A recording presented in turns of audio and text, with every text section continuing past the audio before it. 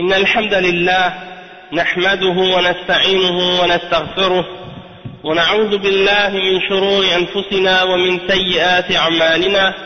من يهده الله فلا مضل له ومن يضلل فلا هادي له، وأشهد أن لا إله إلا الله وحده لا شريك له، وأشهد أن محمدا عبده ورسوله. يا أيها الذين آمنوا اتقوا الله حق تقاته ولا تموتن إلا وأنتم مسلمون. يا أيها الناس اتقوا ربكم الذي خلقكم من نفس واحدة وخلق منها زوجها وبث منهما رجالا كثيرا ونساء، واتقوا الله الذي تساءلون به والأرحام إن الله كان عليكم رقيبا. يا أيها الذين آمنوا اتقوا الله وقولوا قولا سديدا يصلح لكم أعمالكم ويغفر لكم ذنوبكم، ومن يطع الله ورسوله فقد فاز فوزا عظيما. أما بعد، وإن خير الكلام كلام الله، وخير الهدي هدي محمد صلى الله عليه وسلم، وإن شر الأمور محدثاتها، وكل محدثة بدعة، وكل بدعة ضلالة، وكل ضلالة في النار. أما بعد.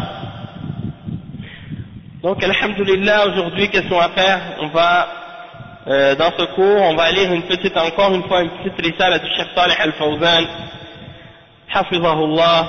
Et dans cette petite risala, il nous parle, en fait, il donne une nasiha à la femme musulmane. Et c'est ça le titre. Nasihatun lil mar'ati al-muslima. Donc le cheikh il commence en disant Bismillahir Rahmanir Rahim, Alhamdulillahi Rabbil Alamin, wa salatu wa salamu ala nabiyyina Muhammadin wa ala alihi wa sahbihi ajma'in. Wa ba'd, فقد رأى الإخوة المسؤولون عن الدعوة أن تكون المحاضرة في موضوع نصيحة للنساء المسلمة أو للمرأة المسلمة، وهذا لا يعني أن المحاضرة خاصة بالمرأة بل هي عامة، ولكن يكون التنبيه فيها على ما يختص بالمرأة أكثر. ولا شك أن الرجل أيضا مسؤول عن المرأة، فإن الله سبحانه وتعالى من على الرجال بأن خلق لهم من أنفسهم أزواجا، وقال سبحانه وتعالى يا أيها الناس اتقوا ربكم الذي خلقكم من نفس واحدة وخلق منها زوجها وبث منهما رجالا كثيرا ونساء، واتقوا الله الذي تساءلون به والأرحام إن الله كان عليكم رقيبا. وقال تعالى هو الذي خلقكم من نفس واحدة وجعل منها زوجها ليسكن إليها. Donc le cheikh il commence, il dit louange à Allah subhanahu wa ta'ala, le Seigneur des mondes, et paix et salut sur notre messager, notre prophète Muhammad sallallahu alayhi wa sallam, et sur ses compagnons et sa famille et tous ceux qui ont cru en lui ajma'in. Ensuite le cheikh il dit que les gens qui avaient organisé la conférence, ils avaient fait ça comme étant une conférence sur le sujet de la nasiha pour la femme, c'est-à-dire un bon conseil pour la femme musulmane. Et le cheikh il spécifie justement, comme le frère Abdul Karim nous l'a dit avant de commencer, que c'est pas uniquement une nasiha, c'est-à-dire c'est une nasiha pour la femme, mais ça s'applique pas seulement pour la femme, puisque en réalité les hommes ont une responsabilité face à la femme, et donc ça peut être un dars qui va profiter également aux hommes autant qu'à la femme musulmane. Et il n'y a pas de doute que l'homme est responsable de la femme. Comme on a expliqué hier dans le dars, on a parlé des droits, on a parlé des responsabilités par rapport aux jeunes et des responsabilités qu'ils ont envers leurs parents, etc. et envers les autres. Et donc le fait qu'on soit des hommes, eh bien ça fait qu'on a une responsabilité sur la femme. Et on sera questionné par Allah subhanahu wa ta'ala au jour de la résurrection au sujet du comportement et de la manière dont on a traité les femmes.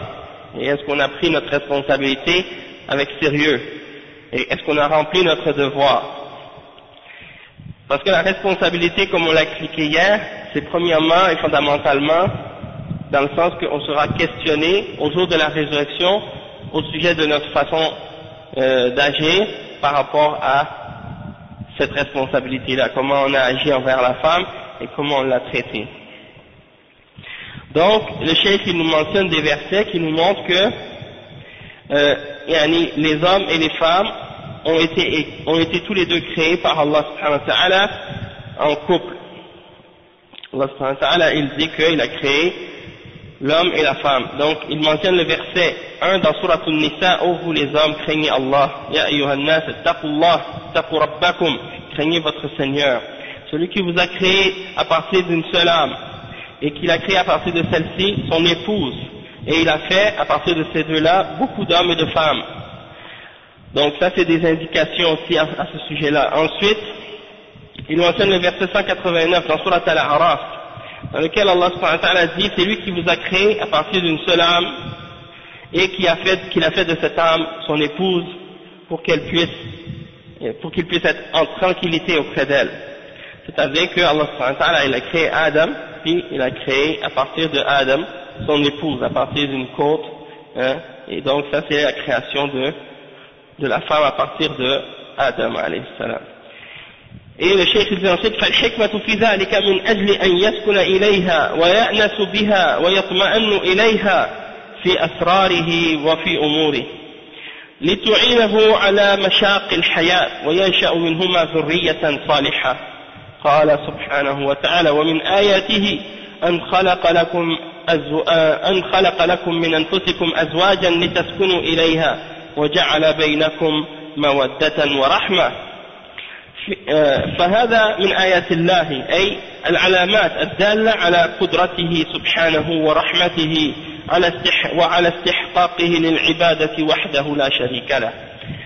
Donc le cheikh il dit, parmi les sagesses pour lesquelles Allah subhanahu wa ta'ala a créé l'homme et la femme, et pourquoi il a créé en particulier la femme pour l'homme, c'est pour que l'homme puisse se sentir en tranquillité auprès d'elle, et qu'il puisse retrouver la paix et la sérénité auprès d'elle quand il est en secret avec elle, et dans toutes ses affaires également, parce qu'elle lui facilite et elle l'aide dans les responsabilités et dans les difficultés de la vie.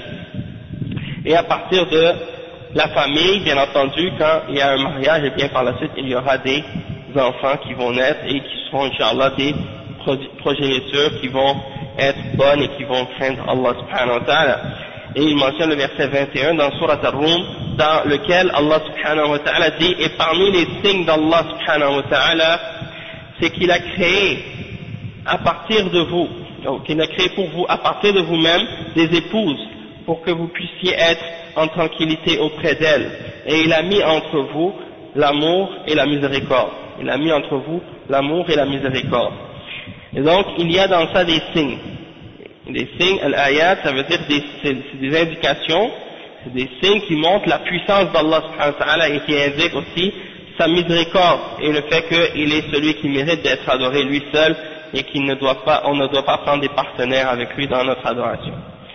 Donc le cheikh dit: والله كون المجتمع البشري من الرجال والنساء وقال تعالى: يا أيها الناس إنا خلقناكم من ذكر وأنثى وجعلناكم شعوبا وقبائل لتعارفوا إن أكرمكم عند الله أتقاكم. فاجتماع الرجل والمرأة على العلاقة الشرعية من نعم الله سبحانه وتعالى، لأنه يترتب عليه مصالح عظيمة، ومن أهمها بناء المجتمع وتكوين الأسرة وعمارة البيوت، فهذا من نعم الله. فمن هنا فإنه يجب الاهتمام بالمرأة من ناحية توجيهها وإرشادها، ومن ناحية اختيار الزوجة الصالحة ذات دين ومن ناحية التعامل معها بأن لا يستغل الرجل سلطته عليها فيظلمها ويهضمها. قال تعالى: وعاشروهن بالمعروف، وقال تعالى: فإمساك بمعروف أو تسريح بإحسان. Le cheikh il dit que c'est pour ça que Allah subhanahu wa ta'ala, c'est ainsi qu'il a établi la société humaine avec des hommes et des femmes. Et il mentionne le verset 13 dans Surat Al-Hujurat, dans lequel Allah subhanahu wa ta'ala il dit: ô vous les hommes, nous vous avons créé à partir d'un homme et d'une femme, et nous avons fait de vous des peuples et des tribus pour que vous puissiez vous connaître les uns les autres. Le plus noble d'entre vous, c'est le plus pieux, celui qui a le plus de la crainte envers Allah subhanahu wa ta'ala, qui a plus de taqwa. Donc, le fait qu'il y ait des hommes, un homme et une femme qui se marient et qui fondent une relation légale basée sur les règles de l'islam, ça fait partie des grâces d'Allah subhanahu wa ta'ala. Parce que à partir de cette union-là, il y a beaucoup de bienfaits qui peuvent être établis, comme le fait de bâtir une famille et de bâtir une maison, etc. Et ça fait partie des grâces d'Allah subhanahu wa ta'ala. Et donc ça nous montre que c'est obligatoire et c'est très important, c'est obligatoire de s'occuper donc de la femme de cette manière-là et de l'orienter et de lui indiquer la droiture, ainsi de suite. Donc en principe, qu'est-ce que le cheikh essaie de faire comprendre ici, c'est que l'homme il a cette responsabilité-là par rapport à la femme. Allah subhanahu wa ta'ala, il a créé l'homme comme étant le responsable de la femme, comme étant le chef de la famille. Et c'est lui qui a cette responsabilité-là, contrairement aux idées et aux façons de penser qui sont maintenant propagées par les kuffars, de dire que l'homme et la femme, ils ont une responsabilité égale et que tous les deux sont égales dans tout. Ça c'est contraire au principe de l'islam. Parce que l'islam, elle nous dit non, il n'y a pas cette égalité-là dans toutes choses dans la famille. L'homme, il a une position d'autorité et de responsabilité face à sa femme que la femme n'a pas. Donc il y a dans certaines choses, il y a des égalités dans l'islam entre l'homme et la femme, mais dans d'autres choses également, dans d'autres principes et dans d'autres règles, il n'y a pas d'égalité. Mais les gens ont tendance à généraliser parfois, et puis ils ont tendance à dire l'homme est égal à la femme dans tout. Et si on appliquait l'égalité entre l'homme et la femme dans tout, ce serait une injustice envers la femme. Et parfois dans certaines situations, ce serait une injustice pour l'homme aussi. Parce que l'homme et la femme sont différents, ne sont pas créés pareils. Et donc chacun a des rôles et des responsabilités que Allah a créés. Allah a créé l'homme d'une certaine façon, il a créé la femme d'une certaine façon, et il a fait en sorte que la façon dont la femme est créée a un certain rôle à remplir dans la société, et l'homme il a un certain rôle également à remplir dans la société. Et tant que chacun connaît son rôle et sa responsabilité, les choses restent en ordre. Mais quand un essaie de remplir le rôle de l'autre, et chacun essaie de devenir l'autre, eh bien là il y a des problèmes, il y a un déséquilibre, et il y a toutes sortes de tensions qui vont être créées par la suite dans la société à cause de ça. Donc c'est très important de comprendre ça. Donc l'homme il est supposé d'être celui qui oriente la femme et qui lui montre la droiture et qui la guide bien. Donc il a également dans le sens qu'il doit aussi faire attention comment il choisit son épouse et il doit prendre celle qui a la religion comme on l'a expliqué hier, et aussi dans la façon comment il agit avec elle. Il ne doit pas utiliser son autorité et le fait qu'il est l'homme, il ne doit pas utiliser ça comme un moyen pour écraser la femme et l'opprimer ou bien profiter d'elle, ou d'agir de manière injuste envers elle. Parce que ça c'est de l'injustice et Allah subhanahu wa ta'ala n'aime pas l'injustice.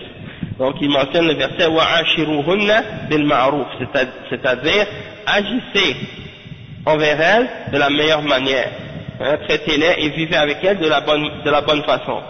Et il mentionne donc dans le verset 229 فَإِمْسَاكٌ بِمَعْرُوفٍ أَوْ تَسْرِيحٌ بِإِحْسَانٍ, c'est-à-dire si vous êtes avec une femme, soit vous la tenez comme il faut et dans le bien, et vous agissez bien avec elle, ou bien vous la laissez partir d'une bonne manière également.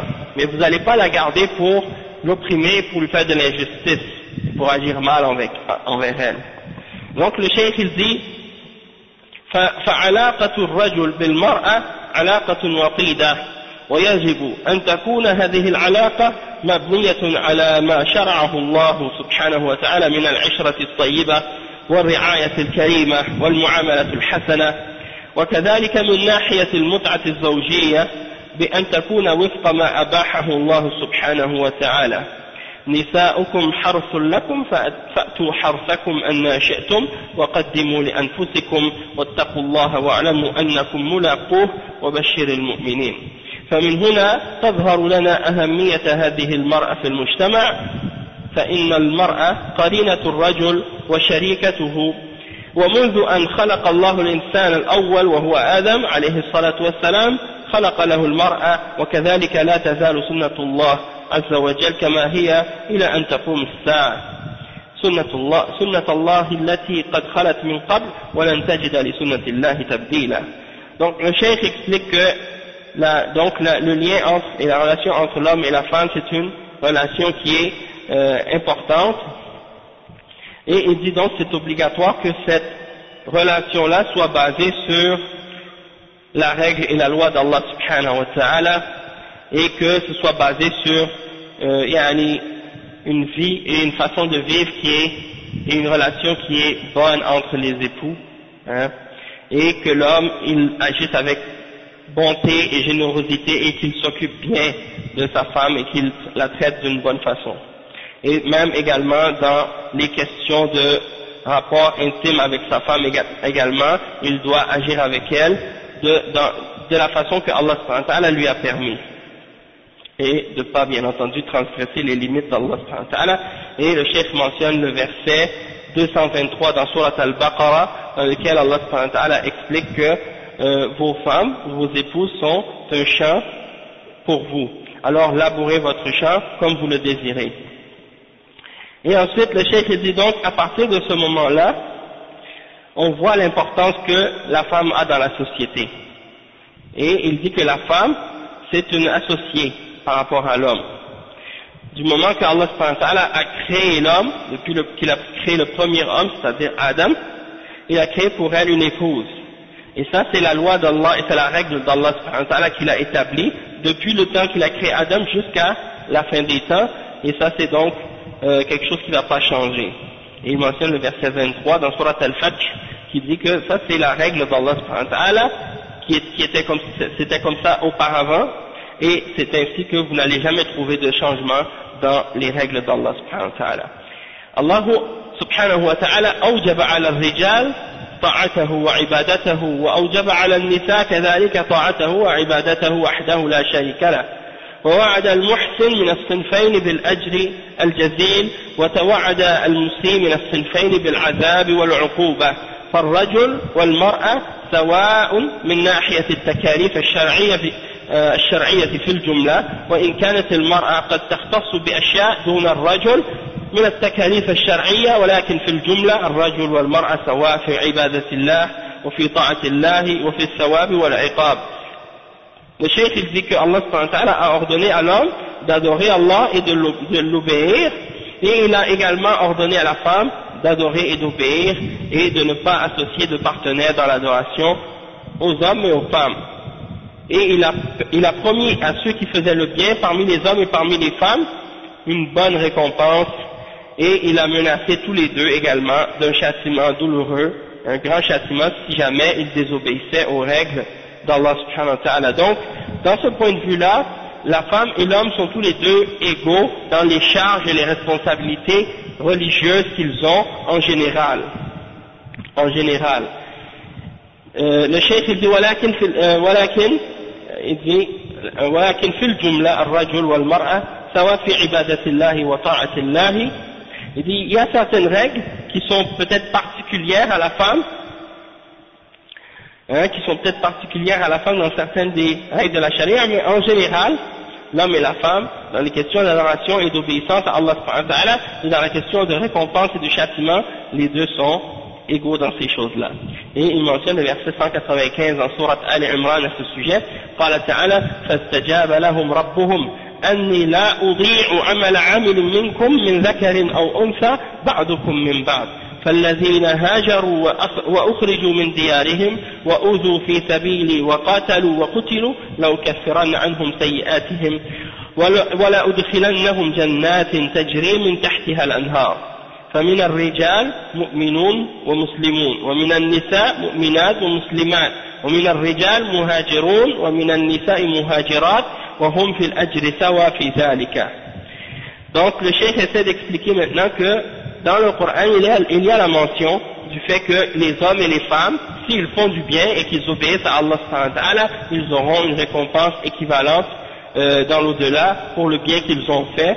Et il mentionne donc des versets qui disent par exemple que Allah subhanahu wa ta'ala a exaucé leur invocation du fait qu'il ne va pas faire perdre la récompense d'aucun d'entre les hommes ou les femmes qui ont fait une bonne œuvre, que ce soit des hommes ou des femmes, ils vont avoir la valeur de leur récompense, pour les actions qu'ils ont fait dans le bien, et que les uns sont en fait des autres.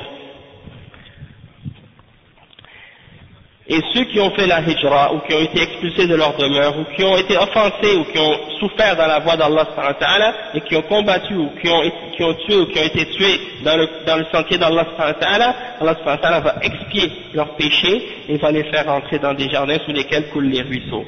Donc ça nous indique que parmi les croyants, il y a des hommes et des femmes.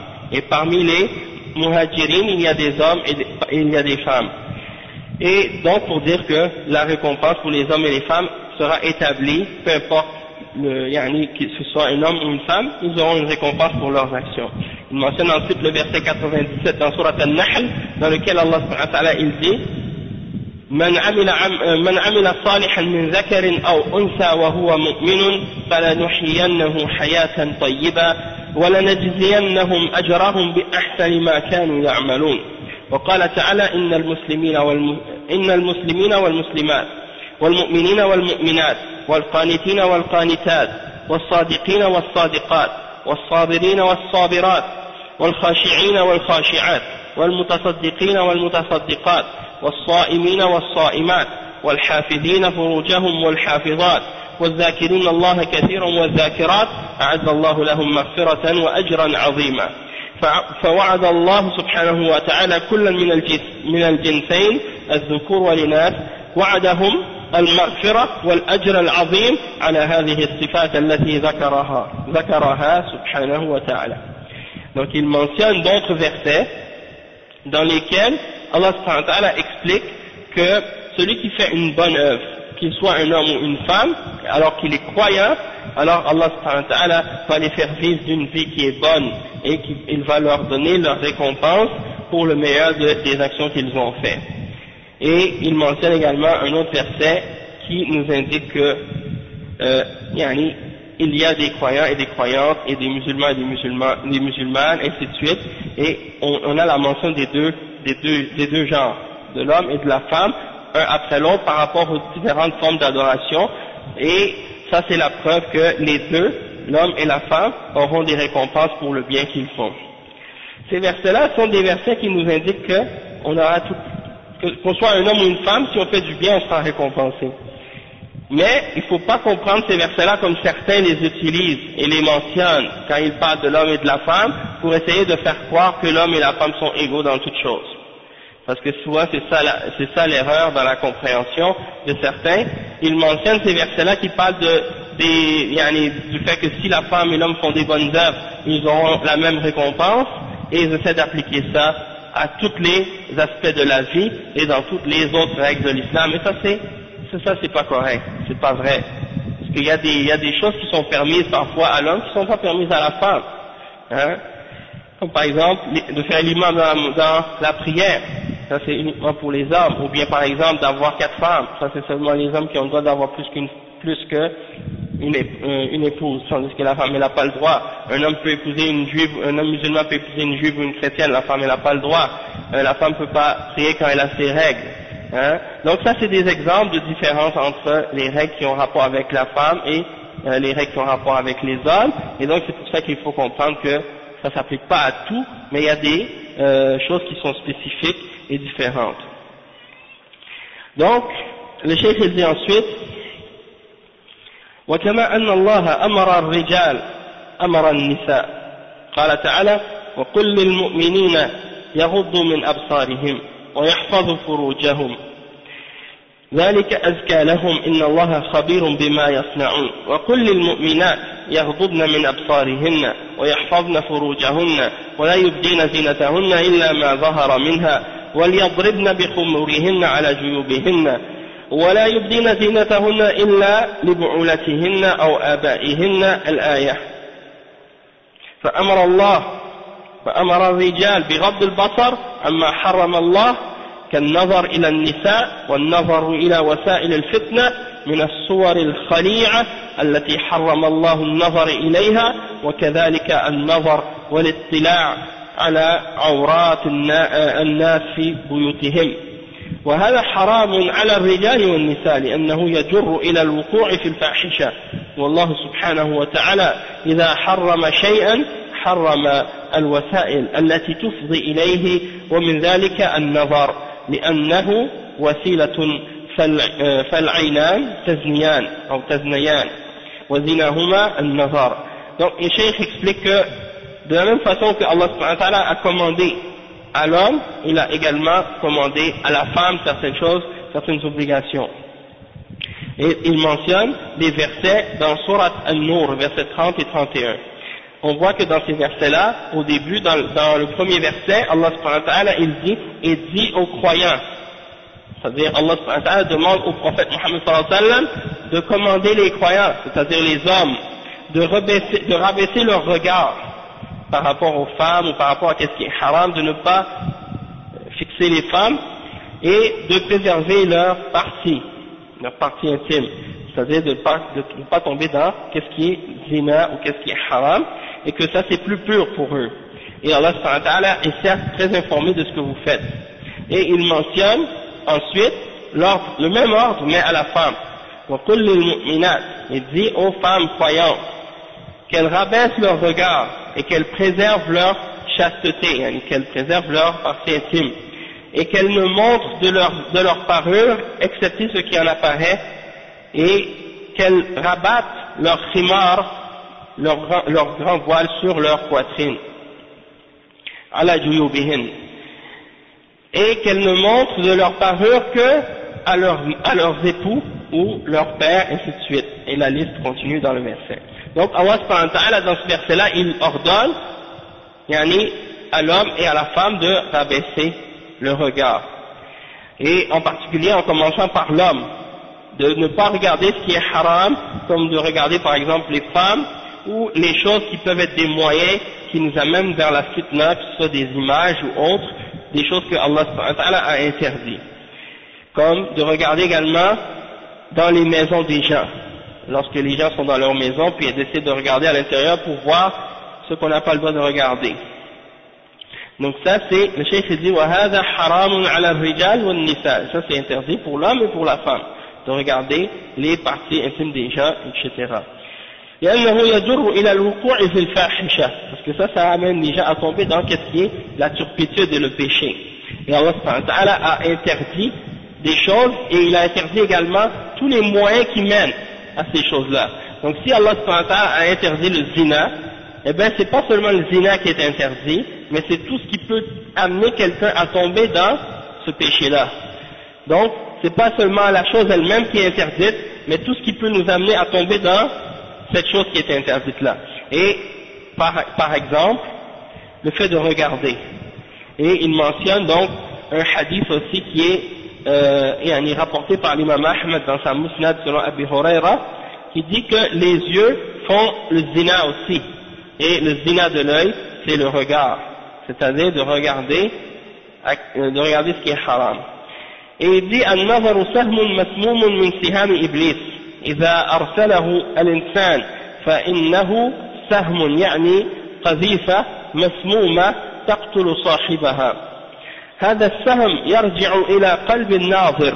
النظر سهم مسموم يرجع إلى قلب الناظر يطعنه في قلبه فيؤثر فيه أو يقتله ويميته. فلا ينظر كل منهم إلى ما حرم الله. خلق هذا النظر وهذا البصر نعمة يستعملها الإنسان فيما أباحه الله له ويستعين به فيما أباح الله له ويكفه عما حرم الله عليه. فقال تعالى يغضن من أبصارهن يحفظن فروجهن يحفظن فروجهم ويحفظن فروجهن. Le cheikh il dit que le regard c'est comme une flèche empoisonnée parmi les flèches de Iblis que l'être humain envoie, et lorsqu'il envoie cette flèche empoisonnée par son regard, eh bien ça revient vers son cœur. Cette flèche-là lui revient et elle lui rentre dans le cœur et ça le blesse dans son cœur, ça vient le blesser dans son cœur, et ça fait un effet par la suite. Et le cheikh il dit que ça peut te tuer, ça peut même te tuer, dans le sens que ça amène à faire mourir ton cœur. Hein? Parce que les péchés, ça a un effet sur le cœur. Lorsque quelqu'un fait beaucoup de péchés, eh bien ça a un effet sur son cœur. Et comme il y a des hadiths qui mentionnent que lorsque quelqu'un commet trop de péchés, eh bien ça fait une tache noire sur son cœur. Et que le cœur commence à devenir lentement de plus en plus noir, jusqu'à ce qu'il devienne parfois complètement noir, et qu'il n'est plus capable par la suite de distinguer entre qu'est-ce qui est bien ou mal. Pour lui, le bien devient le mal, puis le mal devient le bien. Et ça, c'est ce qui est arrivé maintenant à beaucoup d'hommes et de femmes dans la société actuelle. Les gens ont continué à faire tellement de péchés qu'arrivé à un certain moment donné, eh bien, ils ne distinguent même plus du tout entre qu'est-ce qui est pas bien, qu'est-ce qui est bien et pas bien. Et quand tu leur parles des principes et des règles de l'islam, ils n'arrivent pas à comprendre les raisons et les sagesses qui sont derrière, parce que leur cœur a été aveuglé. Donc, le cheikh, il essaie de nous faire comprendre par la suite que, et il nous dit que cette vue qu'on a, Allah nous l'a donnée, il nous a créé avec cette vision, et que c'est une ni'ma, c'est une grâce de sa part qu'il nous a donnée, et qu'on doit l'utiliser dans ce qu'Allah aime. Tout ce que Allah te donne comme grâce et comme bien dans cette vie, c'est pour que tu l'utilises dans le bien, et pour que tu l'utilises d'une manière qui est plaisante à Allah subhanahu wa ta'ala. Et donc, tu dois regarder avec ta vue, tu dois uniquement regarder ce que Allah subhanahu wa ta'ala aime. Et tu ne dois pas regarder ce que Allah subhanahu wa ta'ala t'a interdit de regarder. Et donc, tu fermes ta vision, et tu ne regardes pas ce qui est mauvais ou ce qui est haram, et donc par la suite il fait le parallèle entre l'ordre qui est donné à l'homme et l'ordre qui est donné à la femme, dans les deux versets. Qu'ils rabaissent leur regard et qu'elles rabaissent leur regard, qu'ils préservent leur chasteté et qu'elles préservent elles aussi leur chasteté. يحفظ الرجل فرجه وتحفظ المرأة فرجها من الحرام فلا تتسبب أو يتسبب الرجل في الوقوع في الفاحشة وذلك بالستر الكافي الذي يمنع النظر إلى العورات. Le cheikh il dit que l'homme donc il préserve ses parties intimes et la femme également, pour qu'il ne tombe pas dans ce qui est haram et pour que l'homme et la femme ne soient pas des causes dans le fait que l'un des deux tombe dans ce qui est haram, c'est-à-dire de tomber dans al-fahisha. Donc un des moyens pour préserver et pour protéger l'homme et la femme de tomber dans ce genre de péché-là, c'est de se couvrir. C'est-à-dire le fait que l'homme se couvre et le fait que la femme se couvre. Donc le cheikh il dit que, ensuite il dit, حرم كشف العورات لأن كشف العورات من الرجال والنساء فتنة يوقع في الشر والله خلق هذا اللباس للرجل أو للرجال وللنساء نعمة منه سبحانه وتعالى. يا بني آدم قد أنزلنا عليكم لباسا يواري سوآتكم يعني عوراتكم وريشا يعني زينة وجمالا. فاللباس خلقه الله لحكمتين عظيمتين. الحكمة الأولى ستر العورات، والحكمة الثانية ما فيه من الزينة والجمال والتجميل وريشا. وقد أرشد إلى لباس أو نبه على لباس أعظم من اللباس الذي يلبس على البدن وهو لباس التقوى ولباس التقوى ذلك خير. Donc le cheikh il dit que Allah a interdit de dévoiler qu'est-ce qui doit être caché du corps, qu'est-ce qu'on appelle en arabe al-awra. Al-awra, c'est-à-dire qu'est-ce qu'on doit couvrir et qu'est-ce qui doit être caché. Et la awra pour l'homme, c'est entre le nombril et les genoux, tandis que la awra pour la femme, eh bien, comme le hadith le dit, al-mar'atu awra, c'est-à-dire que la femme entière, toute entière, elle est awra, c'est-à-dire qu'on ne doit pas rien voir de son corps. Et le cheikh il dit que Allah subhanahu wa ta'ala a interdit qu'on dévoile les parties intimes du corps de l'homme et de la femme pour éviter justement qu'ils tombent dans la fitna et qu'ils tombent dans ce qui est mauvais. Et Allah subhanahu wa ta'ala a créé les vêtements pour l'homme et pour la femme et c'est une grâce de sa part. Comme il dit dans le verset 26 dans Surat Al-A'raf, ô fils d'Adam, nous avons fait descendre pour vous des vêtements pour couvrir vos parties intimes, ou pour couvrir votre corps. Yani awratikum. Sawatikum, ça signifie awratikum, c'est le pluriel de awra. Warisha. Risha, ça veut dire les parures et qu'est-ce qui est beau, la beauté. Donc c'est pour couvrir notre corps et c'est aussi une forme d'embellissement. Donc les vêtements qu'on porte, non seulement c'est pour nous couvrir, mais aussi c'est une forme d'embellissement qu'on met sur nous pour paraître bien. فاللباس خلقه الله لحكمتين عظيمتين. Allah subhanahu wa ta'ala, il a créé les vêtements pour deux grandes sagesses. La première, couvrir notre corps, et la deuxième, pour l'embellissement. Et à l'époque actuelle, dans la plupart des sociétés, eh ben, ces choses-là sont renversées. C'est-à-dire les gens en premier s'habillent pour se montrer, pour paraître bien en premier. Si ça couvre ou si ça couvre pas par la suite, ça c'est un détail, pour les gens ça les dérange pas. Ils en couvrent le moins possible. Et ça vous le voyez, surtout dans les pays occidentaux, vous allez voir que beaucoup de gens, ils n'ont pas vraiment d'intérêt, en particulier les femmes, à se couvrir. Ils ne donnent pas beaucoup d'importance au fait de se couvrir le corps. Et elles essaient d'exhiber le plus possible de leur corps pour causer de la tentation puis du désir chez les hommes lorsqu'elles marchent dans la rue. Et ça, il n'y a pas de doute que c'est une des raisons pour laquelle la perversité est tellement répandue et propagée dans ces pays-là. Et l'islam nous a enseigné des règles et des façons de vivre pour justement nous protéger de ces choses-là. Malheureusement, des fois on retrouve que dans les pays musulmans, même dans les pays musulmans, les gens ont commencé à prendre ça à la légère eux aussi et se laissent aller maintenant dans leur façon de s'habiller et ne donnent pas vraiment d'importance au hijab tel qu'il est ordonné dans l'islam, en particulier dans les marchés ou dans les endroits publics, et ça on le remarque, sans parler des endroits comme par exemple officiels ou des choses de ce genre.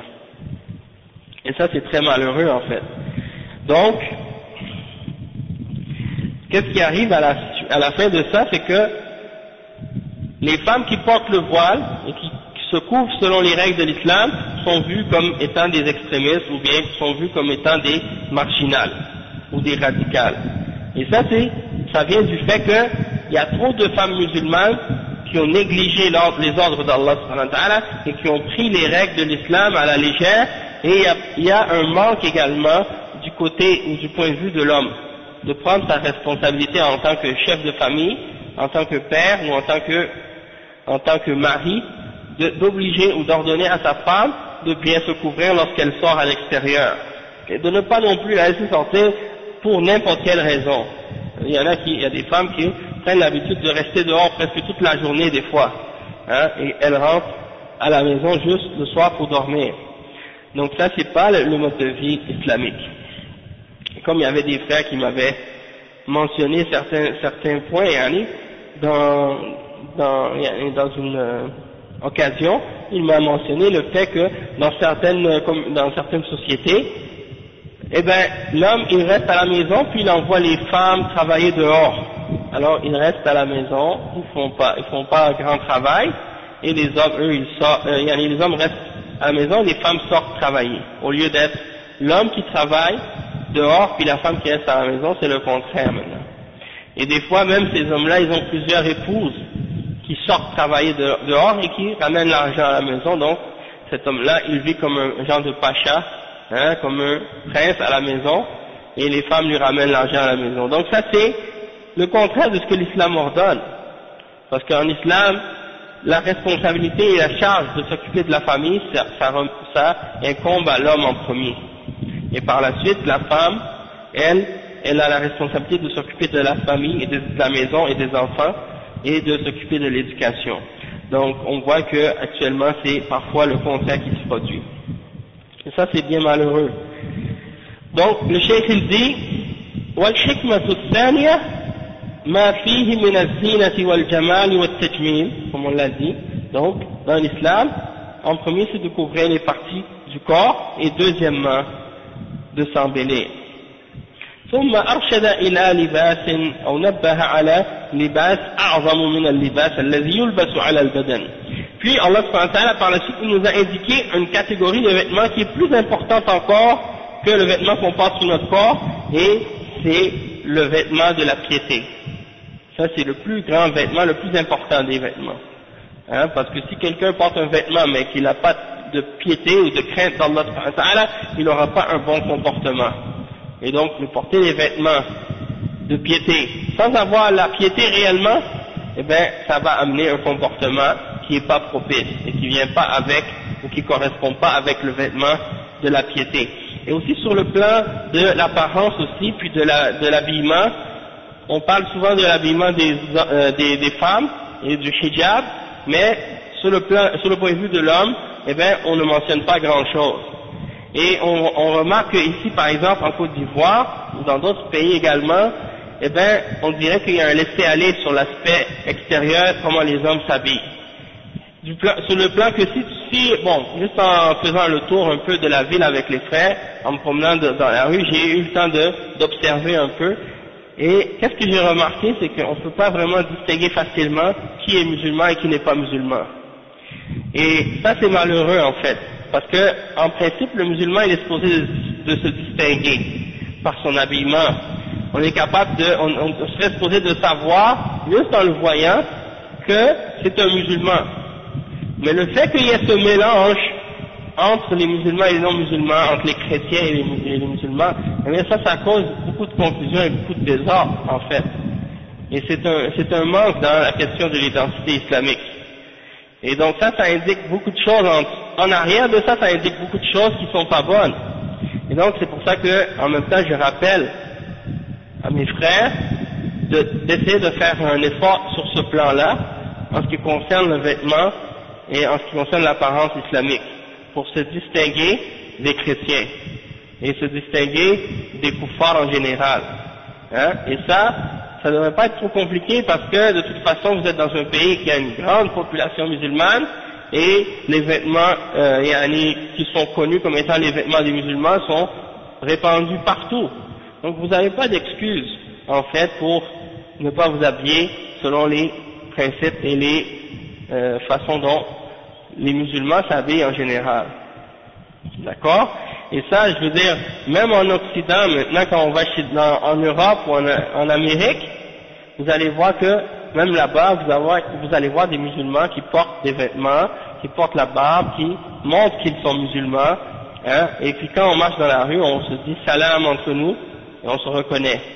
Mais si tu es dans une société musulmane, dans un pays musulman, puis la majorité des musulmans, ils se distinguent pas des kuffars, eh bien comment vous allez savoir, vous marchez dans la rue, quand est-ce que vous allez vous dire le salam?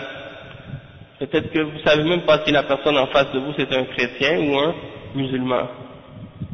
Et donc où est-ce qu'elle va être l'amour entre les musulmans? Le prophète sallallahu alayhi wa sallam il dit, voulez-vous que je vous indique quelque chose, que si vous le faites, vous allez avoir l'amour entre vous, donnez-vous le salam. Donc si on n'est pas capable de se reconnaître puis de se distinguer, alors comment on va pouvoir se donner le salam entre nous? Les femmes musulmanes qui pratiquent le hijab, qui portent le hijab, tout de suite vous pouvez savoir que c'est une femme musulmane. Et vous pouvez la distinguer d'une musulmane ou d'une non-musulmane si elle porte le hijab. Mais pour les hommes, il n'y a pas d'ordre, il n'y a pas d'obligation, il n'y a pas de distinction. Ça c'est une mauvaise conception que certaines personnes ont. C'est peut-être l'idée que certains s'imaginent que la foi c'est dans le cœur et donc on n'a pas besoin de le montrer à l'extérieur. Mais ça c'est une mauvaise compréhension, c'est une mauvaise conception. Parce que le prophète sallallahu alayhi wa sallam a dit « Man tashabbaha biqawmin fahuwa minhum » Celui qui ressemble à un peuple, il est un des leurs. Donc vous voulez pas faire partie des juifs ou des chrétiens ou des kuffars, alors distinguez-vous des juifs et des kuffars. Dans plein de hadiths, le prophète sallallahu alayhi wa sallam il a dit Khaliful Majus, Khaliful Nasara, Khaliful Yahoud. Distinguez-vous des juifs, distinguez-vous des chrétiens, distinguez-vous des Majus et des autres individus ou des autres personnes qui suivent d'autres religions. Alors distinguez-vous entre vous par rapport à ces gens-là. Et ça fait partie du fait de se désavouer des kuffars aussi. Et ça c'est une obligation aussi pour les musulmans. Donc ça c'est un petit rappel en passant juste à ce sujet-là, parce que c'est important aussi. Après le cheikh il dit فالرجل والمرأة كل منهما يستر عورته بالستر الضافي لأن في ذلك محافظة على الأخلاق أما التهتك والعري فإنه سبب لفساد الأخلاق وضياع الأعراض وانتشار الفاحشة أما إذا سترت العورات بالستر الذي أرشد الله تعالى إليه من الرجال ومن النساء فإن في ذلك حفظا للفروج من الزنا واللواط وحفظا للفروج مما لا يحل مما حرم الله ثم خص النساء بأمر دون الرجال فقال ولا يبدين زينتهن إلا ما ظهر منها وليضربن بخمرهن على جيوبهن أمر النساء بالحجاب وهو الستر الضافي على بدن المرأة بما في ذلك وجهها وكفاها وقدماها وجميع جسمها وكذلك شعرها تستره عن الرجال الذين هم ليسوا من محارمها. Le cheikh explique, il dit donc que l'homme et la femme doivent couvrir tous les deux leurs parties intimes. Donc couvrir les parties intimes, ça veut dire couvrir les parties du corps qui doivent être couvertes. Et en passant aussi pour les hommes.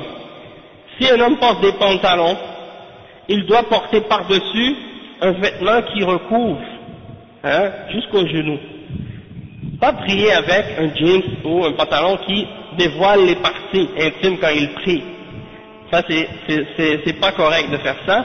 Et certains ulama ont dit c'est très dangereux parce que parfois même ça peut faire en sorte que la prière ne soit même pas acceptée si les parties intimes sont pas bien couvertes. Donc il faut se couvrir avec des vêtements amples, le plus ample possible, et aussi donc les hommes doivent faire attention, autant que les femmes, de couvrir comme il faut leur corps. Et le cheikh il dit donc que lorsque les parties du corps sont bien couvertes, Allah subhanahu wa ta'ala par ces règles-là, il a fait en sorte que ça protège les hommes et les femmes de la fornication, de l'adultère, de l'homosexualité et de toute autre forme de péché que Allah subhanahu wa ta'ala a interdit. Toutefois, il a spécifié pour la femme un commandement qu'il n'a pas donné à l'homme, c'est-à-dire par la suite, et qu'elle ne montre de leur parure que ce qui est apparent, que ce qui en est apparent, et qu'elle rabatte sur leur poitrine leur grand voile, c'est-à-dire leur khimar. Et pour expliquer le mot qui est mentionné dans le verset, وَلْيَضْرِبْنَ بِخُمُرِهِنَّ, al-khumur, c'est le pluriel de khimar. Ça on va expliquer ce que ça veut dire. Et al-juyub, c'est le pluriel du mot jayb, et al-jayb, c'est l'ouverture du col. Parce que les femmes, à l'époque du prophète sallallahu alayhi wa sallam, elles portaient des robes décolletées. Et vous savez qu'est-ce qui arrive avec les robes décolletées, ça montre une partie de la poitrine des femmes. Et donc, étant donné qu'elles portaient ça, et qu'elles portaient un foulard qui attachait leurs cheveux, eh bien Allah subhanahu wa ta'ala leur a ordonné de rabattre ce foulard-là pour que ça couvre le devant de leur poitrine et pour qu'on ne puisse pas voir qu'est-ce qui est caché dans pour qu'on ne puisse pas voir le cou et l'ouverture du col. Donc, le cheikh il explique ça, il dit Amar al-Nisa bil-hijab. Allah a ordonné à la femme le hijab et de se couvrir correctement tout le corps. Et ça inclut, le cheikh dit ça inclut le visage, les mains et les pieds et tout le corps. De même que les cheveux. Et ça couvre la femme donc pour que les hommes qui ne sont pas des maharim, pour les hommes qui ne sont pas des membres de la famille ou des proches, puissent, les hommes qui ne sont pas dans la famille, ils ne peuvent pas voir donc cette femme-là lorsqu'elle sort. En ce qui concerne la question du visage et des mains, c'est quelque chose qui est une question sur laquelle il y a une divergence entre les ulama, et il y a un grand nombre de ulama qui mentionnent que de couvrir le visage et les mains c'est une obligation dans l'islam. Et ils mentionnent pour cela des preuves dans le Coran et dans la Sunna. Ils n'ont pas tiré ça de leur tête. Ils ont pris ça dans des preuves et dans des textes clairs dans le Coran et dans la Sunna. Maintenant, il y a d'autres ulama qui considèrent que c'est pas obligatoire, mais que c'est meilleur. Et que la femme qui est vraiment une plus croyante, et qui est plus forte dans sa foi, elle couvre son visage. Mais si elle ne le fait pas, elle n'a pas commis un péché. Ça, c'est la position de certains ulama. Mais si elle le fait, ça prouve qu'elle fait plus d'efforts dans sa foi pour ressembler aux femmes des croyants, hein, aux femmes du prophète sallallahu alayhi wa sallam. Et donc, elles se couvrent plus et donc elles sont plus méritoires et elles font un plus grand bien. Ça, c'est une opinion parmi les opinions, comme on l'a dit. Et chacun des deux, parmi les ulama qui ont une de ces deux positions-là, tous les deux se reposent sur des arguments et des preuves. Toutefois, comme on l'a expliqué plus tôt, Allah subhanahu wa ta'ala dit dans le Coran, فإن تنازعتم في شيء فردوه إلى الله والرسول إن كنتم تؤمنون بالله واليوم الآخر ذلك خير وأحسن تأويلا. Allah subhanahu wa ta'ala dit, et si vous divergez en quoi que ce soit, dans la religion ou dans n'importe quoi, ramenez-le à Allah et au messager. Si vous croyez réellement à Allah et au jour dernier, et ce sera meilleur pour vous et d'une meilleure conclusion. Et donc quand on est sincère avec Allah subhanahu wa ta'ala et qu'on veut savoir la vérité, on regarde les arguments, on retourne aux preuves et on ramène ça à Allah et à son messager pour trancher entre les positions, pour savoir laquelle des deux est vraie. Et si quelqu'un analyse les preuves et il voit que la position qui est dans les textes, qui est plus proche de la vérité, c'est celle qui dit qu'il faut couvrir le visage, alors elle doit le faire. Elle ne doit pas suivre ses passions et ses désirs pour dire « Ah, moi je préfère la facilité et je préfère ne pas le faire parce que si je le fais ça va être compliqué, ou etc. » Ça, c'est pas l'attitude de la vraie croyante. La vraie croyante, si elle est convaincue par une position par rapport aux preuves, elle suit cette position-là. Même si son désir ou sa passion ou son cœur l'incite à ne pas le faire. D'accord? Et si elle considère que c'est l'autre position qui est vraie, ou que c'est l'autre position qui a raison avec les preuves, pas parce qu'elle veut suivre ses passions, mais réellement parce qu'elle est convaincue par cette position-là, alors elle sera jugée au jour de la résurrection selon son intention et selon sa sincérité. D'accord? Mais comme je dis, il faut faire preuve d'une sincérité et vraiment vouloir chercher la vérité. Et non pas juste vouloir faire quelque chose parce que c'est ce qui nous plaît ou ce qui est en accord avec notre désir. Ça c'est dans toutes les questions islamiques, mais dans celle-là en particulier, c'est très important. Et donc, les femmes et les sœurs qui couvrent leur visage, alhamdoulilah, ça c'est un bien. Elles n'ont plus à se casser la tête ou à se poser des questions parce qu'elles font déjà ce qui est le meilleur et ce qui est le plus recommandé et qu'est-ce qui est plus méritoire. Donc, alhamdoulilah, elles ont déjà le bien. Et il ne faut pas qu'elles laissent le shaitan venir jouer avec leur cœur pour essayer de leur mettre des doutes, pour essayer de dire bon, je pense que je vais l'enlever parce que c'est trop difficile. Non, elles doivent rester fermes dans leur position et elles doivent demander à Allah subhanahu wa ta'ala l'aide et le support dans cette décision qu'elles ont prise et continuer sur cette voie-là. Et les autres croyants doivent les encourager aussi dans cette voie. Hein? Tandis que celles qui ne le portent pas, parmi les sœurs, eh bien, il faut qu'elles s'encouragent les unes les autres pour faire en sorte qu'elles s'encouragent dans la piété et qu'elles s'améliorent dans leur religion et qu'elles aspirent à vouloir le faire. Hein? Elle devrait dans son cœur avoir l'intention de dire, même si je ne le fais pas, même si je ne couvre pas mon visage, mais Inch'Allah je veux le faire, parce que c'est quelque chose de bien, c'est quelque chose qui me rapproche plus d'Allah subhanahu wa ta'ala si je le fais, et donc c'est de cette manière-là qu'elle doit regarder ça. Et il faut qu'il y ait un encouragement de la part des musulmans pour des sœurs comme ça qui ont besoin d'un peu d'encouragement dans l'obéissance d'Allah subhanahu wa ta'ala et dans l'amélioration. Parce que l'attitude que beaucoup d'entre nous maintenant on a développée en ce qui concerne l'islam, c'est d'essayer de toujours faire le minimum et de toujours faire le moins possible dans la foi et dans la religion. Et celui qui fait des efforts, qui essaie d'être meilleur, eh bien on le décourage ou bien on le rabaisse ou on le dénigre.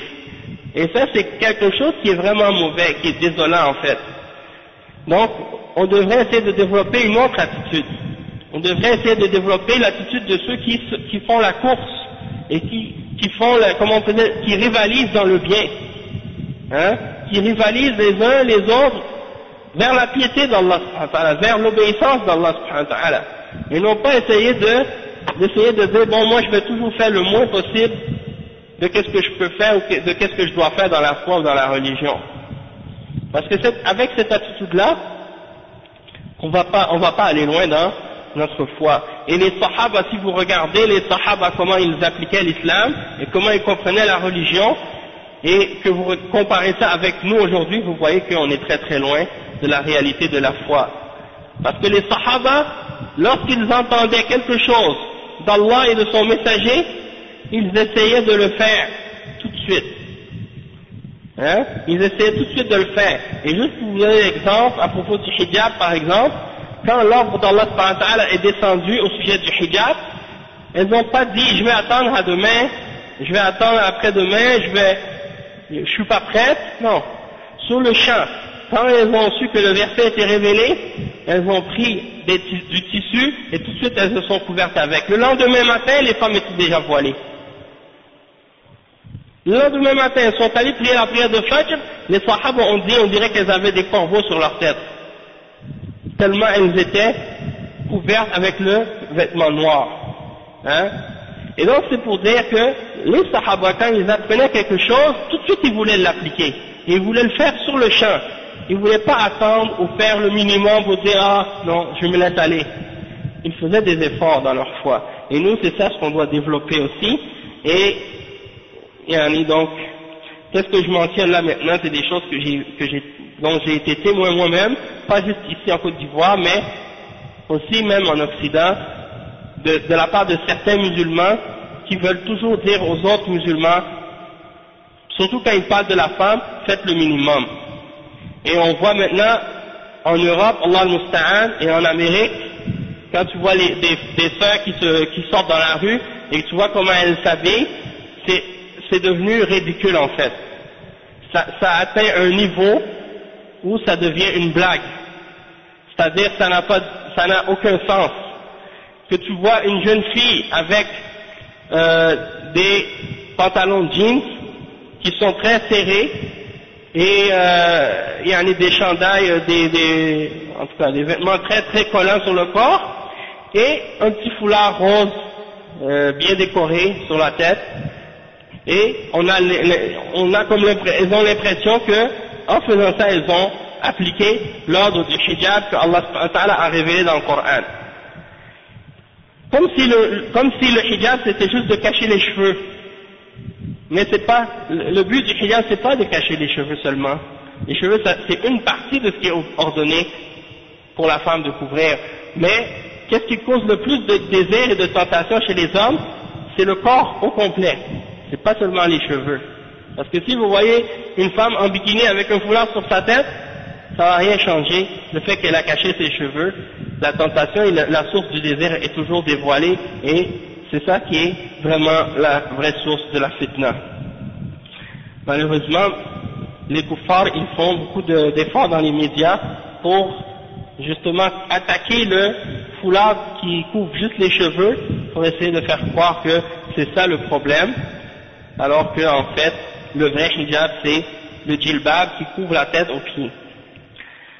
Donc, le cheikh il dit ensuite que la femme elle doit se couvrir devant tous les hommes qui ne sont pas ses maharim, tous ceux qui n'ont pas des liens de parenté directs ou proches avec cette femme. ولا يبدين زينتهن لا يظهرن الزينة سواء الزينة الخلقية وهي زينة الجسم والوجه من الوجه والكفين وغير ذلك أو الزينة المصطنعة أو المجلوبة كالحلي والخضاب والكحل وغير ذلك. والمرأة مأمورة أن تستر زينتها الجسمية وزينتها المجلوبة المصنوعة التي تتزين بها في جسمها من الأصباغ والحلي والكحل وغير ذلك إلا ما ظهر منها وهو الثياب على الصحيح أي ظهر بنفسه ولم تظهره وهي الثياب التي فيها فتنة.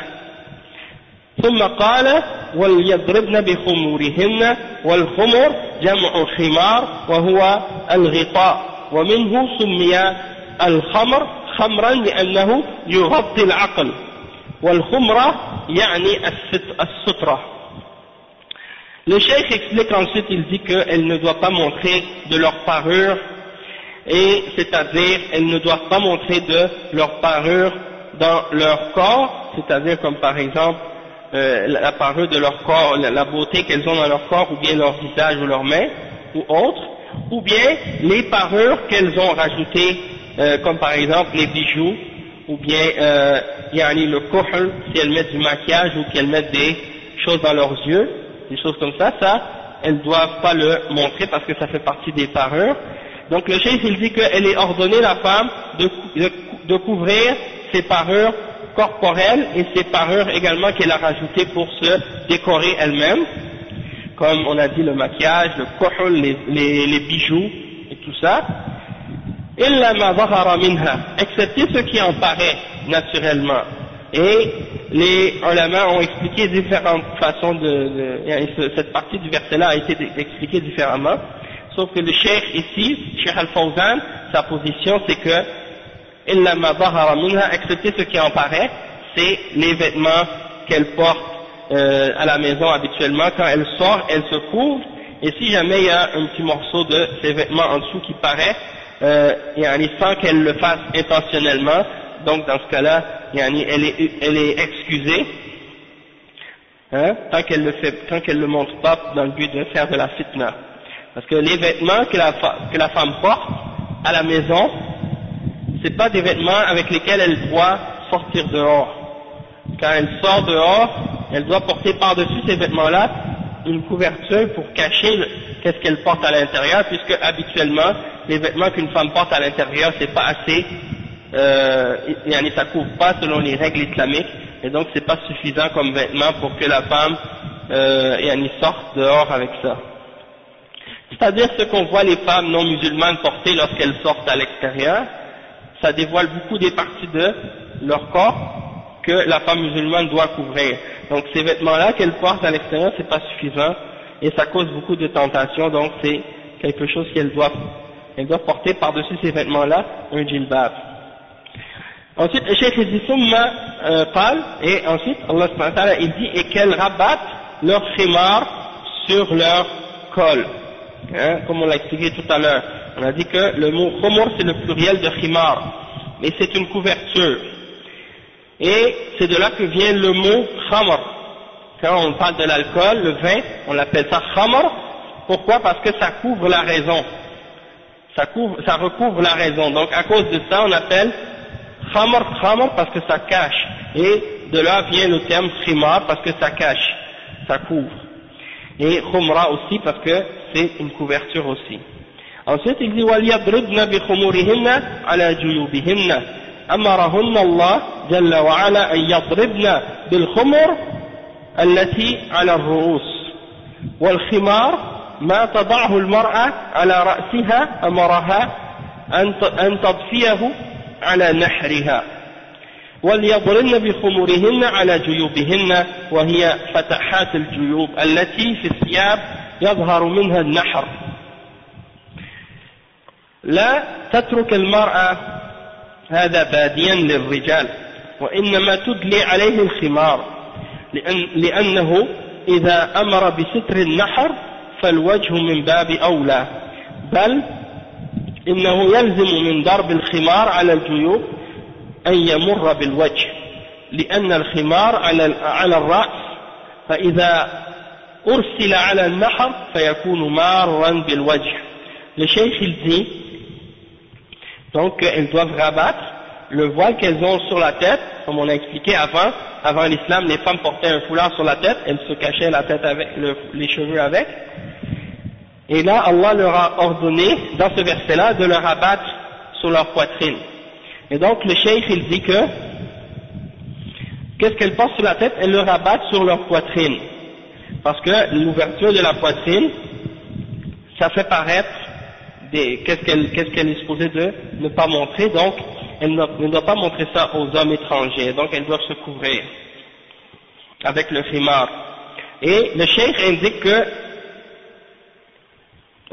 ça comprend également de couvrir le visage. Il dit ça comprend également de couvrir le visage parce que la poitrine est dans le même chemin que le visage, c'est-à-dire le visage est dans le même chemin que la poitrine, pardon. Donc quand elle rabat son khimar sur sa poitrine, eh bien ça tombe sur le visage en même temps. Et donc ça c'est l'explication à ce sujet-là. Il y a beaucoup de savants, beaucoup de ulama de tafsir, si vous retournez au tafsir comme Ibn Kathir, au tafsir al-Qurtubi, au tafsir al-Tabari, vous allez voir qu'il y a beaucoup de ulama qui ont expliqué ce verset-là de cette manière, que de couvrir les poitrines avec la poitrine avec le khimar, ça implique également de le rabattre par-dessus le visage pour que ça tombe par devant. Donc ensuite le cheikh il dit ويوضح هذا قول عائشة رضي الله عنها كنا مع النبي صلى الله عليه وسلم محرمات فإذا مر بنا الرجال سدلت إحدانا خمارها على وجهها على رأسها أو على رأسها على وجهها فإذا جاوزنا كشفناه. وكذلك قوله تعالى يا أيها النبي قل لأزواجك وبناتك ونساء المؤمنين يدنين عليهن من جلابيبهن. Le cheikh il explique que ça c'est clarifié, le fait qu'elle couvre son visage avec le khimar, c'est clarifié dans la parole de Aïcha radiyallahu anha, qui est rapportée par Abu Daoud, qui dit que lorsque les femmes étaient dans l'état d'ihram, vous savez que dans l'état d'ihram, il y a un hadith qui indique que la femme ne peut pas porter de niqab. Et le niqab c'est une pièce de tissu qui est fixée au visage, hein, comme un genre une affaire fixée. Et dans ce hadith-là, ça dit que la femme qui est en état d'ihram, elle ne doit pas fixer le niqab sur son visage. Sauf que elle peut couvrir, en fait pas elle peut, mais selon l'opinion des ulama, de certains ulama, elle doit couvrir son visage en présence d'hommes étrangers, malgré qu'elle est en état d'ihram, sauf qu'elle le couvre avec autre chose que le niqab. Elle va le couvrir avec son khimar, et non pas avec un niqab. Donc, on voit l'exemple de ça dans cette narration qui est apportée selon Aïcha radiyallahu anha. Elle dit que nous étions avec le prophète Muhammad sallallahu alayhi wa sallam en état d'ihram, et lorsque des hommes passaient près de nous, l'une d'entre nous rabaissait son khimar de sa tête sur son visage, et lorsque les hommes étaient passés, elle le découvrait. Donc ça c'est l'explication à ce sujet-là. Après le cheikh il dit également le verset 59 dans Surat al-Ahzab, dans lequel Allah subhanahu wa ta'ala il dit ô toi, c'est-à-dire au prophète, Allah subhanahu wa ta'ala s'adresse directement au prophète sallallahu alayhi wa sallam, et il dit dis à tes épouses, à tes filles et aux femmes des croyants de rabattre sur elles leur jalabib, et le jalabib c'est le pluriel de jilbab. Ok, puis on va voir la définition du jilbab tout de suite. Le cheikh il dit wal jilbab هو الثوب الكبير الذي تلتحف به المرأة وما يسمى بالجلال الكبير الذي يكون على المرأة فوق ثيابها أمرها الله أن تضفيه على وجهها حتى لا يبدو من المرأة شيء يفتن الناس يدنين عليهن من جلابيبهن ذلك أدنى أن يعرفن فلا يؤذين. فهذا أمر للمرأة بالحجاب على الجسم وعلى جميع المفاتن التي يخشى منها الخطر. قال تعالى وإذا سألتموهن متاعا فاسألوهن من وراء حجاب. Donc le cheikh explique que le djilbab c'est une grande pièce de tissu que la femme enroule autour d'elle, hein? Elle se couvre avec, et on l'appelle aussi, il dit al-jalal al-kabir, ou al-jilal al-kabir.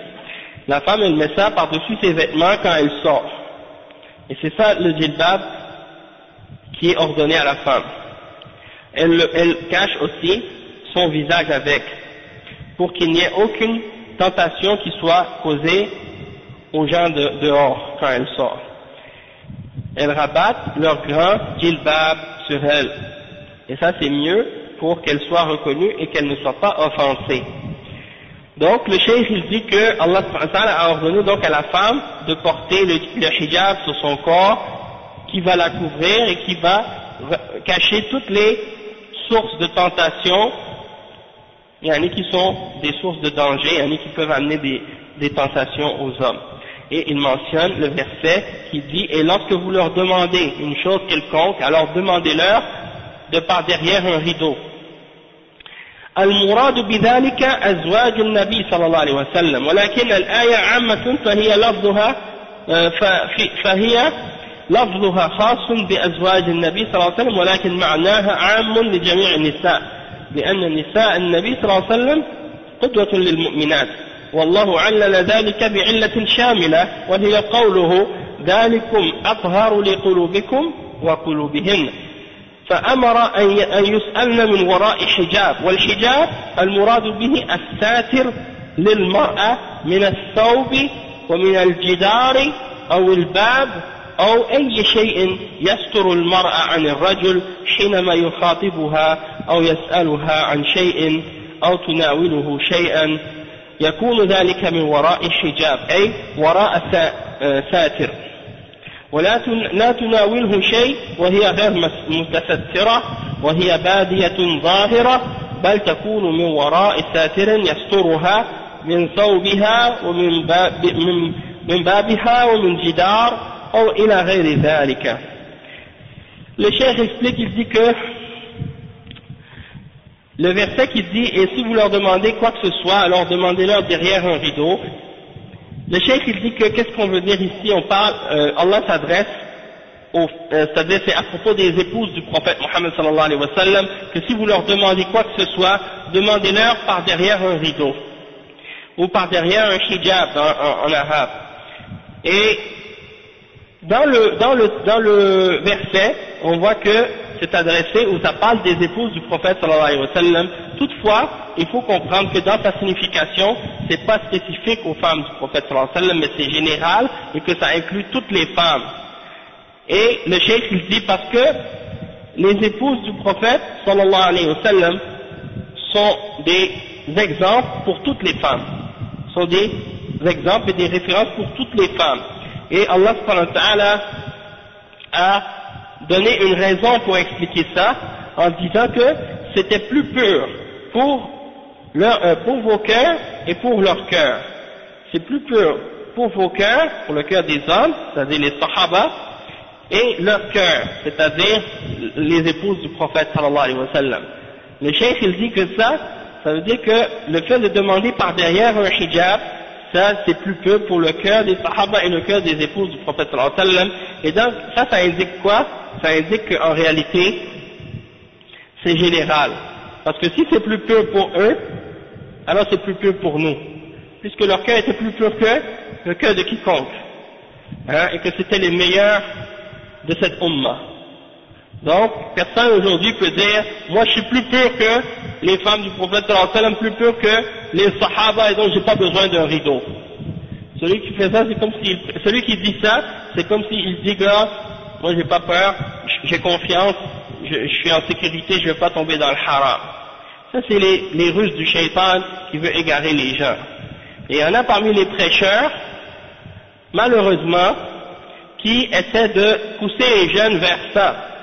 Il dit non, mais c'est ta sœur, il n'y a pas de problème, tu peux lui parler, tu peux, pas besoin de faire trop attention à ça, on est des adultes, entre adultes, on agit comme des adultes. Ça c'est le shaitan, qui pousse les hommes vers les péchés de cette manière-là pour faire croire aux gens que on n'a rien à craindre du haram. Et pourtant, le haram se produit entre adultes. C'est pas les enfants en général qui tombent dans ces péchés-là, mais c'est les adultes en particulier. Nasallallahu al-afiyah.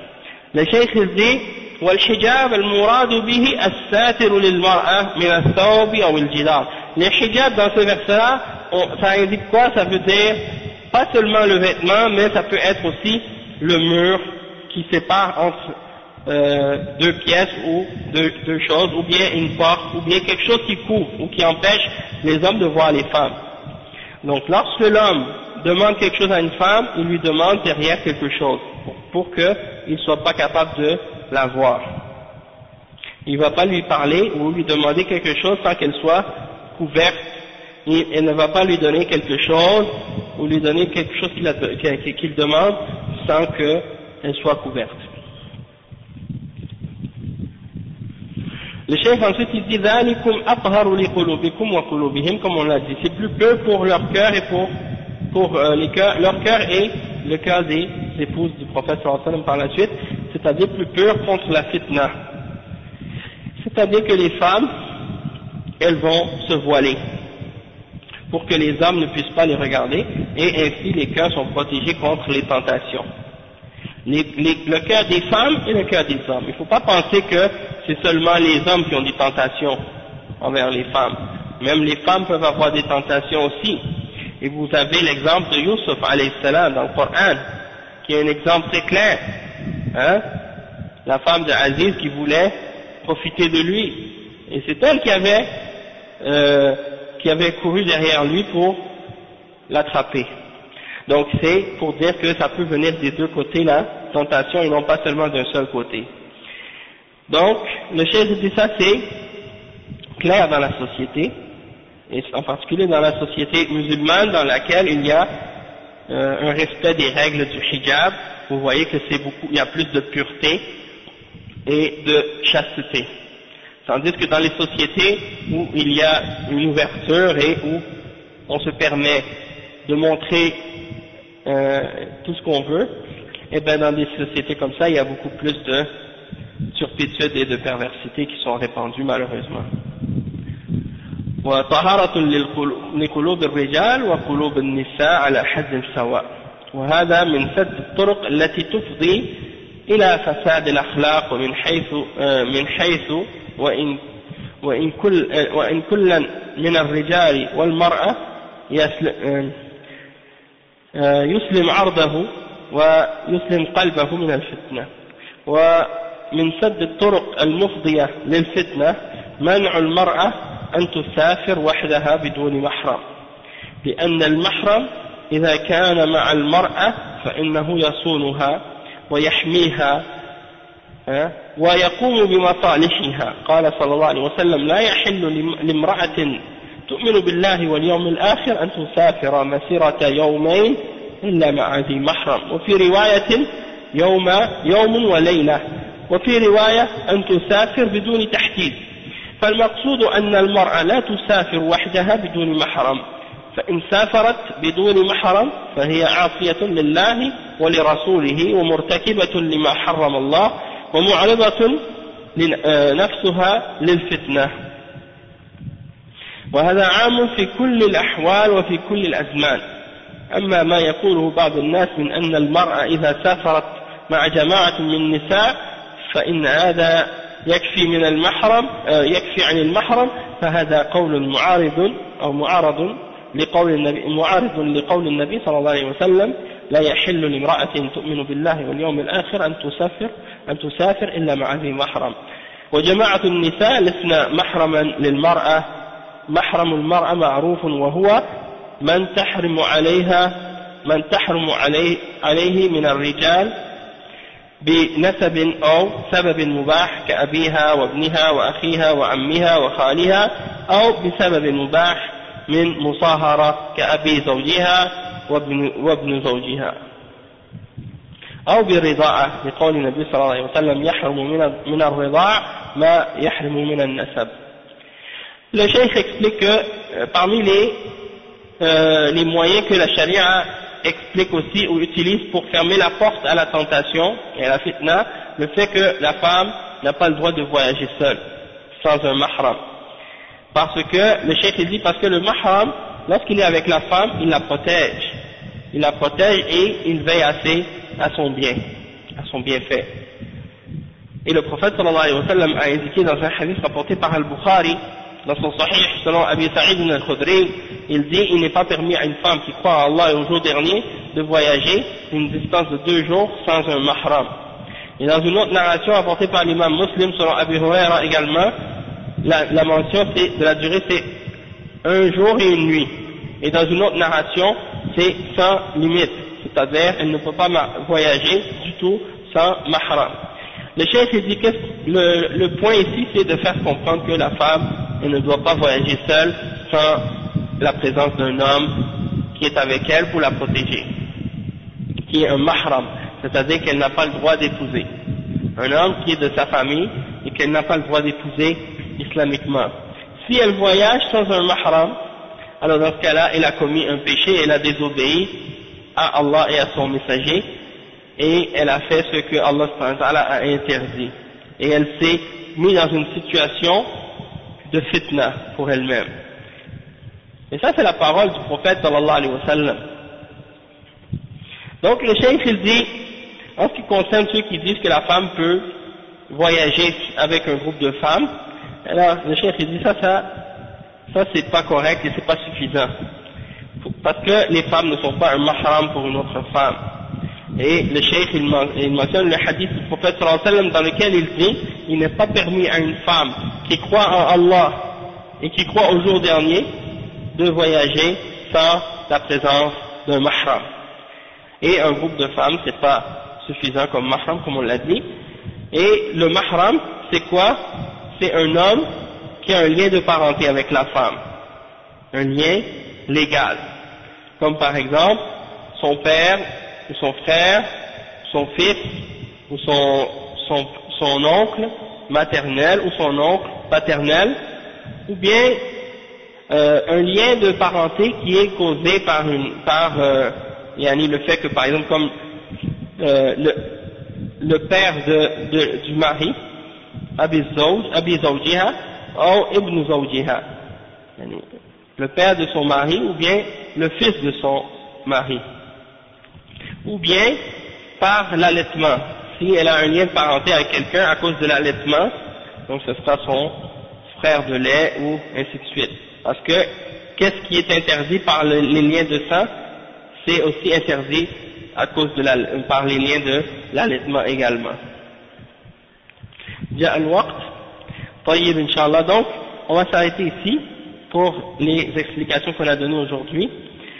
Mais alhamdulillah, c'est juste un rappel en fait par rapport aux règles, certaines des règles qui ont rapport avec la femme musulmane, parce que on remarque malheureusement que à l'époque actuelle, il y a beaucoup de négligence du côté de l'habillement des femmes, comment elles s'habillent, comment elles sont habillées en général. Donc c'est important de, Inch'Allah, faire attention à ça et d'enseigner aux femmes, à nos sœurs, à nos mères, à nos tantes, aux femmes de nos familles, à porter le hijab islamique. Et sur ce plan-là, il faut aussi se rappeler que des fois, il y a des gens qui ont des traditions et des cultures, puis il y en a qui disent « Ah, ça c'est la tradition des Arabes », ou « ça c'est des Arabes qui se voilent de cette manière-là, ou qui portent des vêtements de cette manière-là, nous on n'est pas des Arabes ». Il y a des choses qu'il faut comprendre, c'est que même dans la culture des Arabes, c'est pas tous les aspects de la culture qui ont été adoptés ou acceptés. Il y a plein de règles islamiques qui ont été révélées au prophète Mohammed sallallahu alayhi wa sallam, qui étaient contraires à la culture et à la tradition des Arabes à l'époque du prophète Mohammed sallallahu alayhi wa sallam. Le prophète Mohammed sallallahu alayhi wa sallam est venu changer beaucoup d'aspects de la culture arabe de son époque, en commençant par le shirk, en commençant par toutes sortes de croyances qui étaient contraires à la croyance des Arabes. Et c'est pour ça que son peuple l'ont combattu depuis le début. Et dans les tenues vestimentaires, et dans les règles alimentaires, et dans tous les autres aspects de la vie, et même dans la culture, dans tout, l'islam est venu opposer les traditions et les cultures de la population arabe qui était là à l'époque du prophète sallallahu alayhi wa sallam. Donc, le fait de prétendre ou de vouloir dire qu'on ne peut pas suivre ou appliquer les règles de l'islam parce que ce sont les cultures arabes, ça c'est un mensonge. Et c'est faux, puisque ces cultures-là et ces traditions-là, premièrement, c'est pas des cultures, c'est la religion d'Allah subhanahu wa ta'ala. Et c'est les règles que Allah subhanahu wa ta'ala a révélées dans son Coran et par la sunna de son messager sallallahu alayhi wa sallam.